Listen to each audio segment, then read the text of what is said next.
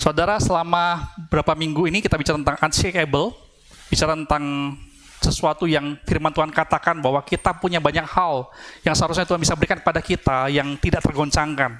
Kita udah bicara tentang cinta Tuhan yang tidak tergoncangkan buat kita, teladan kita untuk mengasihi.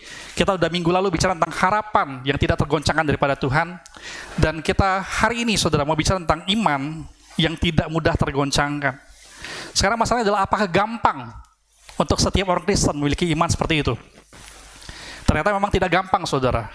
Bahkan kalau saudara ingat, di dalam firman Tuhan kita, para murid Yesus pun itu pernah imannya tergoncang sama sekali. Waktu Yesus ditangkap, mereka lari, ketakutan, dan meninggalkan Yesus. Dikatakan iman mereka tergoncangkan lalu pergi. Lalu ada orang-orang berpikir, kalau murid Yesus pun, yang sudah tinggal sama Yesus, ketemu Yesus setiap hari, dengar suara Tuhan setiap hari, lihat Tuhan setiap hari, bisa imannya tergoncangkan, bagaimana dengan kita kira-kira? Apakah kita juga bisa memiliki iman yang tidak mudah tergoncangkan?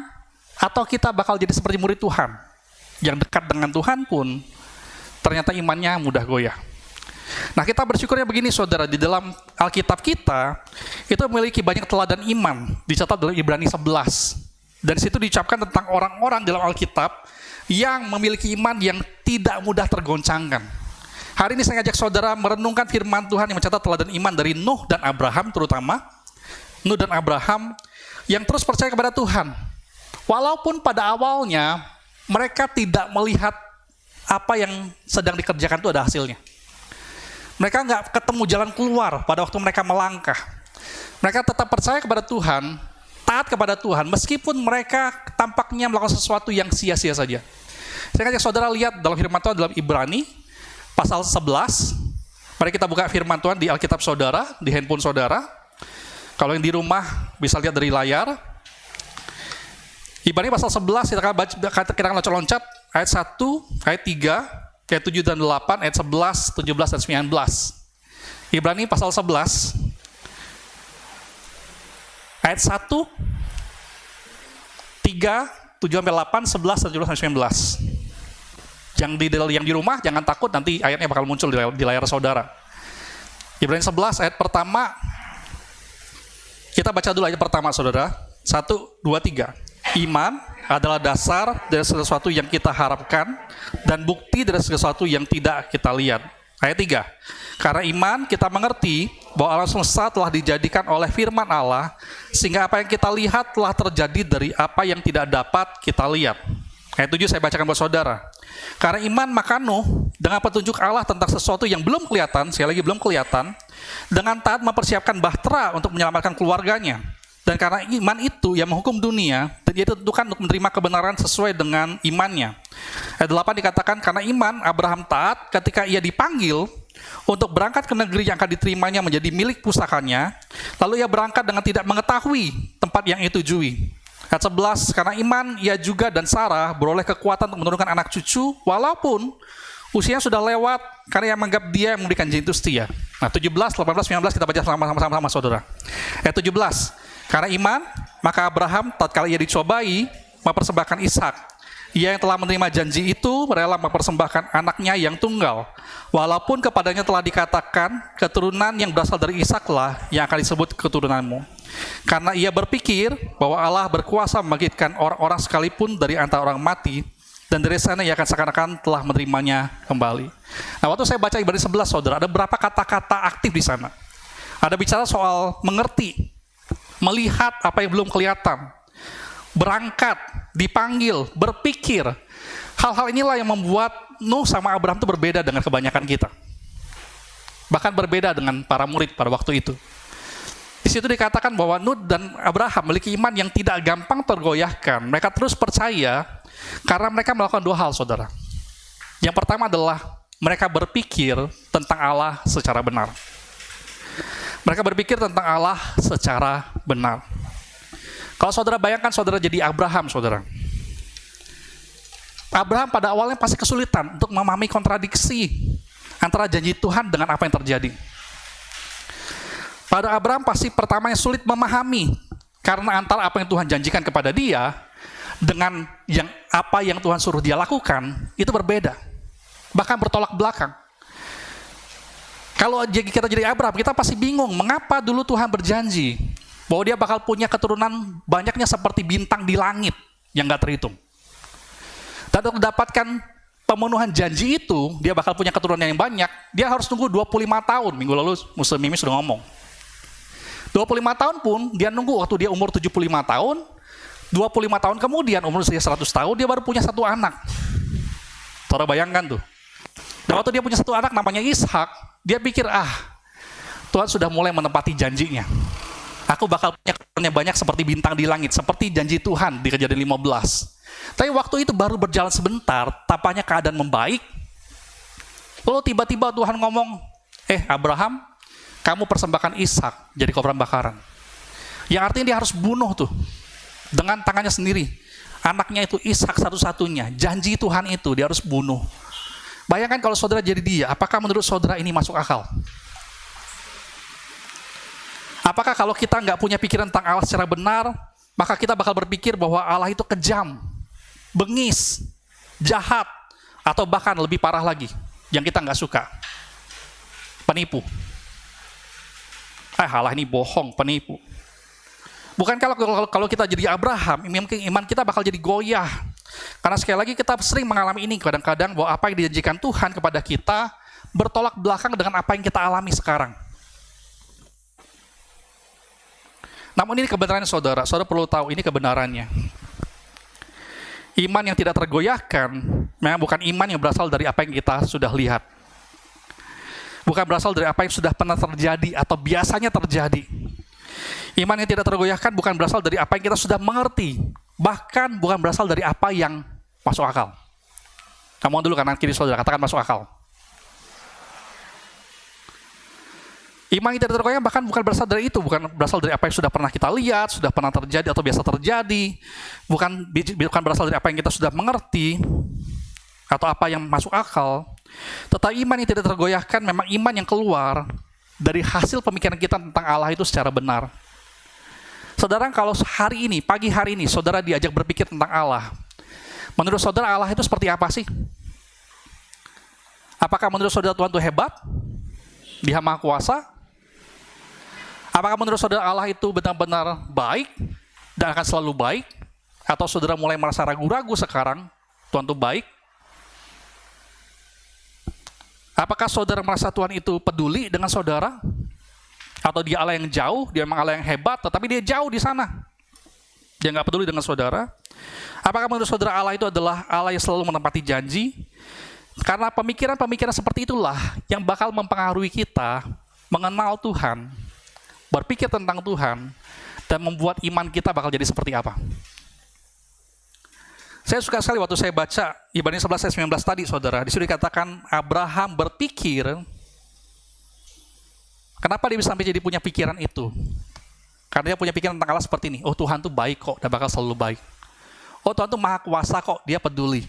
Jadi meskipun anak ini aku bakal bunuh, jadikan korban bakaran, Tuhan tuh hebat kok, dan dia pasti tepati janji.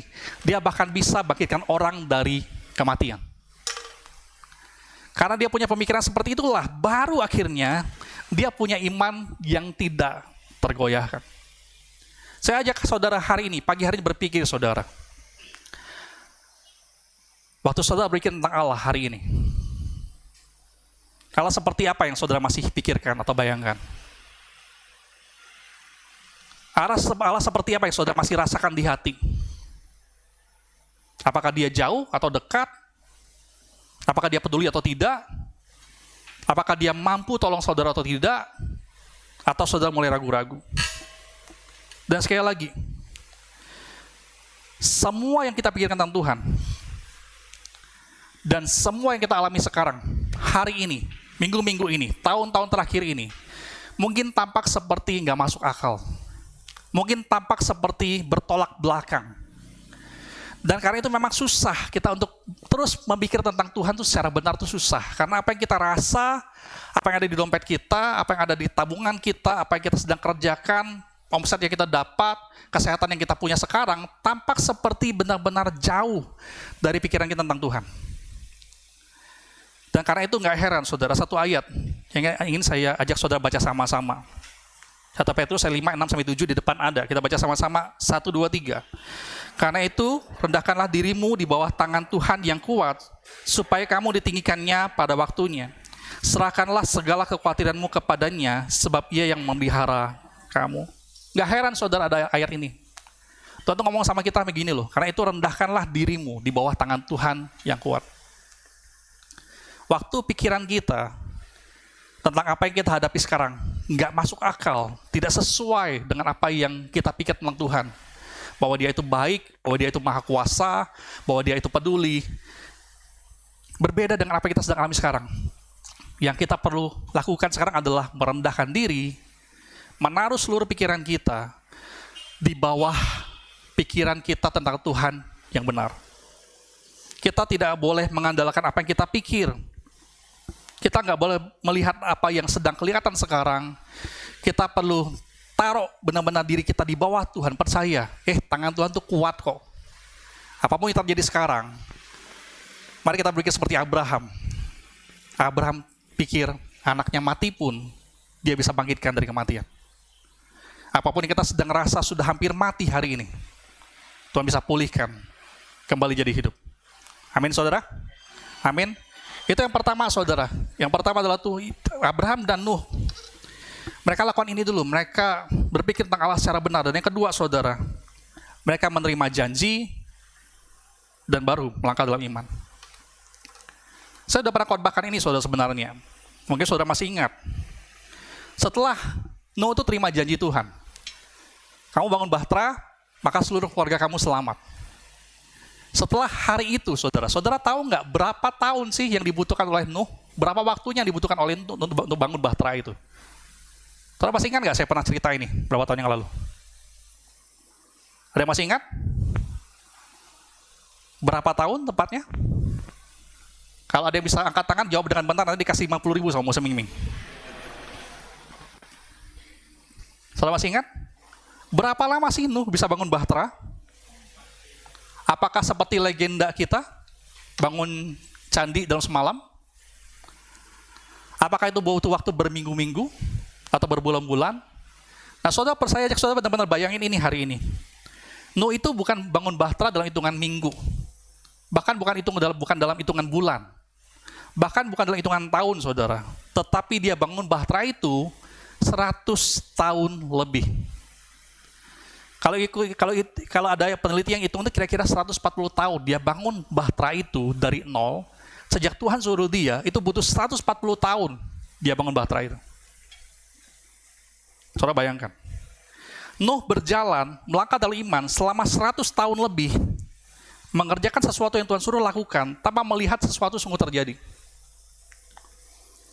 Bahkan ada peneliti yang ngomong gini loh. Ada peneliti yang ngomong gini, hujan itu belum pernah turun di bumi sampai hari di mana Nuh masuk ke dalam bahtera. Jadi waktu Tuhan ngomong sama Nuh begini, nanti hujan bakal turun, bakal jadi air bah, semua bakal tenggelam. Nuh tuh nggak kebayang sama sekali itu bakal jadi kayak apa. Hujan pun dia belum pernah lihat. Saudara bayangkan saudara jadi seseorang yang setiap hari bangun sesuatu dari nol, begitu besar, lebih besar dari lapangan bola, begitu tinggi, begitu besar, tanpa melihat sesuatu sesungguhnya benar-benar terjadi. Karena dia ngerasa, untuk apa aku diselamatkan Tuhan? Orang aku selamat-selamat aja sekarang. Nggak ada hujan turun, nggak ada banjir, nggak ada apa-apa. Selama 140 tahun, saudara bayangkan kalau saudara jadi dia. Setiap tahun melangkah, tanpa melihat sesuatu benar-benar sedang terjadi sesuai janji Tuhan. Dan selama 100 tahun itu, mungkin dia diejek, diremehkan oleh orang setiap hari. Bahkan mungkin dia dikatakan sebagai orang gila, bangun kapal besar di atas gunung. Bahkan mungkin dia perlu yakinkan keluarganya berkali-kali bahwa ini benar janji Tuhan, Tuhan pasti benar-benar tepati, kita harus lakukan terus. Dan hari demi hari berubah jadi tahun demi tahun, jadi berubah jadi ratusan tahun, 140 tahun. Dan dia tetap setia dengan itu. Abraham juga sama, saudara. Dari hari pertama, dia disuruh pergi, tinggalkan negeri kamu. Tinggalkan kampung halaman kamu, pergi ke sebuah negeri yang dia tidak tahu tempatnya di mana, yang dia tidak tahu bakal seperti apa negeri itu. Dia berjalan selama 100 tahun sampai dia meninggal. Dia baru lihat. Itu loh negeri dijanjikan Tuhan. Yang artinya selama 100 tahun, Abraham dan Nuh melangkah dalam iman tanpa melihat sesuatu benar-benar sudah terjadi. Nah, karena itu menarik saudara, kalau kita baca Ibrani 11 ayat 3 tadi, iman itu memang adalah iman yang tidak tergoyahkan. Kalau kita mengerti bahwa semua yang kelihatan terjadi dari apa yang tidak kelihatan. Semua yang kelihatan hari ini terjadi dari apa yang tidak kelihatan atau belum kelihatan. Jadi harusnya nggak masalah saudara. Saudara perlu tahu, kalau saudara sekarang sedang melangkah dalam iman, tapi saudara belum merasa memegang hasilnya, saudara belum melihat sesuatu terjadi, saudara perlu tahu, itu berarti benar kok. Bukan Tuhan itu ingkar janji. Bukan Tuhan itu lupa dengan janjinya kepada saudara. Tetapi memang sesuatu yang kelihatan itu terjadi dari apa yang belum kelihatan. Dan kalau memang belum kelihatan, lalu apa yang terus pegang saudara? Kita harus pegang begini. Kita perlu tahu persis bahwa dasar dari setiap pemenuhan kejadian, dari yang tidak kelihatan menjadi sesuatu yang kelihatan, itu adalah adanya firman Tuhan. Termasuk alam semesta, bumi dan segala isinya, itu punya dasar mengapa dia dari tidak kelihatan menjadi kelihatan, itu karena adanya firman Tuhan. Saudara perlu benar-benar pegang janji Tuhan, dan janji Tuhan itu harus tertulis dalam firman-Nya, bukan angan-angan saudara sendiri. Karena iman kita bukan angan-angan. Beda dengan angan-angan. Karena itu Ibrani 11 ayat 1 mengatakan iman adalah dasar dari segala sesuatu yang kita harapkan dan bukti dari segala sesuatu yang tidak kita lihat. Beriman itu berarti dalam bahasa Indonesia sehari-hari, kita baca sama-sama. 1, 2, 3. Beriman berarti yakin sungguh-sungguh akan hal-hal yang diharapkan, berarti mempunyai kepastian akan hal-hal yang tidak dilihat, saudara. Gimana nih caranya supaya kita bisa yakin sungguh-sungguh dan punya kepastian meskipun belum dilihat? Itu artinya begini, saudara punya bukti dikatakan, punya kepastian. Bukan sekedar percaya, bukan sekedar yakin, tapi saudara punya bukti, punya kepastian. Nah, saya ingin saudara berpikirnya dengan cara demikian. Saya pernah berpikir ilustrasinya kurang lebih seperti ini, saudara. Bayangkan saudara sebentar lagi mau punya pesta. Entah pesta ulang tahun atau pesta pernikahan, pokoknya pesta deh pokoknya, saudara. Dan di dalam pesta itu, saudara punya angan-angan, atau saudara punya impian, saudara punya harapan bahwa bakal ada artis yang datang nyanyi buat saudara. Kita ngomong saja lah Bunga Citra Lestari, atau Ruth Sahanaya, atau siapapun yang saudara suka. Nah, waktu saudara punya harapan, waktu saudara punya angan-angan, saudara punya impian, apakah itu lalu berarti saudara langsung tulis di undangan saudara? Undangan pesta, bakal turut memeriahkan artis Bunga Citra Lestari, lalu saudara kirim ke orang-orang. Mungkin nggak begitu? Nggak mungkin kan? Karena saudara baru punya angan-angan, baru punya cita-cita, saudara baru punya impian. Lalu bagaimana caranya supaya saudara dengan yakin bisa tulis di undangan, bakal turut memeriahkan, menyanyi dalam pernikahan saya, menyanyi dalam ulang tahun saya, bakal hadir misalnya contohnya Bunga Citra Lestari, atau Agnes Monica, atau siapapun. Bagaimana caranya supaya saudara bisa yakin pasti tulis di dalam undangan saudara? Gimana caranya? Ada duit, itu pasti, benar. Tapi kalau saudara kenal dekat dengan Agnes Monica, mungkin dia bakal datang free aja buat saudara. Kontrak. Caranya gimana punya kontrak? Ya saudara harus kontak dong orangnya. Atau manajernya, betul kan? Dan kalau saudara cuma sekedar telepon pun, atau dalam istilah kita itu berdoa pun sama Tuhan, cukup nggak kira-kira bahwa itu pasti datang buat saudara? Nggak cukup.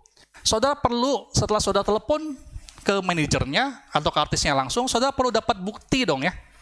Saudara bakal dapat entah antaranya kertas kontrak, atau sekedar WA, balasan WA berkata, oke, saya bakal hadir. Saudara punya bukti tertulis dari apa yang dijanjikan buat saudara. Setuju?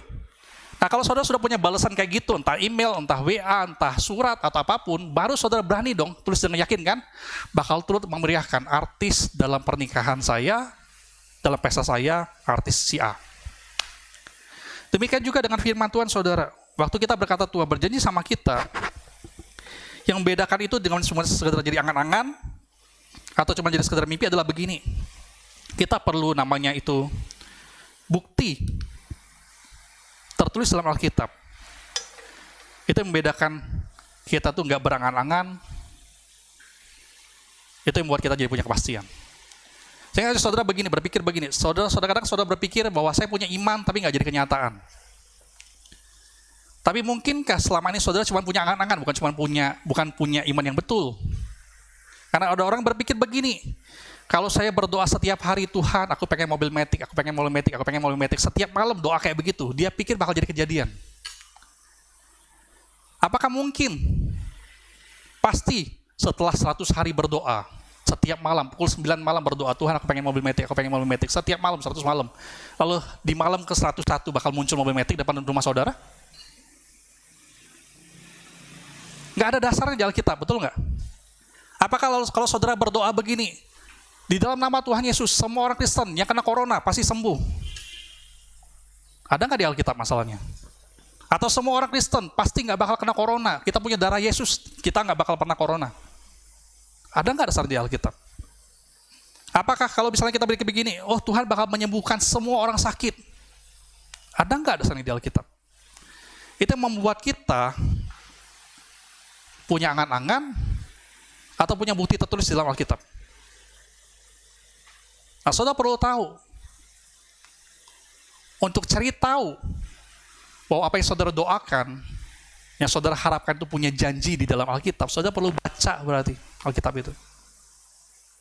Tuhan janji sama kita banyak hal. Dia bakal mencintai kita sepenuhnya, nggak bakal pernah buang kita atau tinggalkan kita. Tuhan berjanji bahwa dia tahu apa yang terbaik buat kita, dan bakal memberikan yang terbaik buat kita. Dia berjanji bakal mengampuni dosa kita sekali untuk selamanya. Dia nggak bakal ingat lagi. Tuhan berjanji tentang banyak hal, saudara. Dan untuk saudara tahu dia benar-benar janji sama saudara atau tidak, saudara punya bukti atau tidak, saudara perlu baca Alkitab saudara setiap hari sehingga saudara yakin. Atau jangan-jangan selama ini saudara sedang berdoa setiap malam sia-sia belaka. Tuhan, kirimkan aku jodoh, Tuhan, kirim aku jodoh, Tuhan, kirim aku jodoh, Tuhan. Lo bakal ngomong gini, kamu mandi nggak tiap hari? Kalau tiap hari nggak mandi, gimana jodoh bisa datang? So perlu tahu, itu bedakan janji dengan bukti, ada cuma angan-angan. Tapi ini saudara, sebagai penutup, ini yang Tuhan janjikan. Kalau ada seorang percaya kepada Tuhan bahwa Tuhan memang bisa dipercaya dan mengambil langkah iman, dikatakan bahwa keyakinan mereka bakal mengubah dunia. Kalau kita mau tetap percaya kepada Tuhan, meskipun belum melihat sesuatu sungguh terjadi, maka sama seperti Abraham dan Nuh, dan Daud, dan Samuel, dan banyak nabi di dalam Alkitab. Meskipun saudara belum melihat, saudara belum merasa, saudara belum pegang, tapi kalau saudara benar-benar sungguh-sungguh percaya kepada Tuhan, bahwa Tuhan itu bakal terus tepati janjinya, saudara terima janji, kalau saudara melangkah dalam iman, saudara perlu tahu, memang bagian kita adalah untuk terima janji dalam melangkah dalam iman. Yang bakal menyelesaikannya adalah Tuhan, Tuhan ngomong. Bagian kita adalah menerima janji, memastikan janji, lalu melangkah dalam iman. Tuhan ngomong, Tuhan akan menyelesaikannya bagi kita. Mari kita baca ayat ini, saudara, sebagai penutup.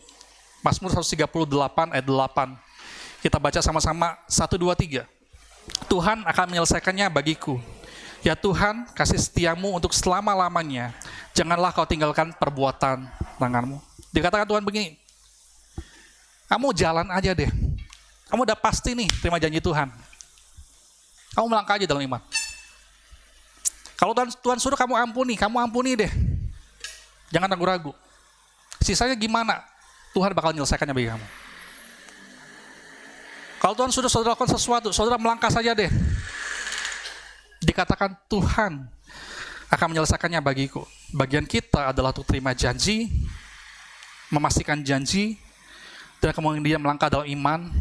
Maka saudara bakal jadi orang-orang yang punya iman yang tidak tergoyahkan. Saudara bakal lihat hal-hal terjadi dari yang tidak kelihatan menjadi kelihatan. Amin, saudara. Mari kita berdoa.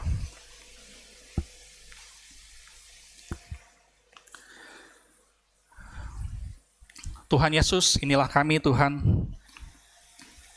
Kami tahu persis kami adalah orang-orang yang lemah. Kami seringkali butuh melihat baru bisa percaya. Kami seringkali butuh mengalami baru percaya. Tetapi hari ini kami belajar Tuhan bahwa kami bisa punya iman yang tidak tergoyahkan kalau kami tetap percaya kepada Tuhan, meskipun kami belum melihat, meskipun kami belum mengalami. Asal kami percaya kepada Tuhan, menerima janji Tuhan, memastikan janji Tuhan, dan melangkah dalam iman, Tuhan yang akan menyelesaikannya bagi kami. Tuhan akan menolong kami melewati masa-masa sulit ini. Tuhan akan membuat kami menang melewati masa-masa sulit ini, karena Tuhan berjanji, jika Allah di pihak kita, siapa yang bakal jadi lawan kita? Tuhan tolong kami untuk berdoa seperti seorang yang ngomong sama Tuhan Yesus, Tuhan tolonglah aku yang tidak percaya ini, supaya aku bisa tetap terus percaya kepada Tuhan, punya iman yang tidak tergoyahkan, berpikir tentang Tuhan secara benar, hidup dekat dengan Tuhan, sehingga kami punya pikiran yang benar tentang Tuhan. Tuhan tolong kami, Tuhan sertai kami. Dalam terus kami berdoa, sama-sama kita katakan, amin.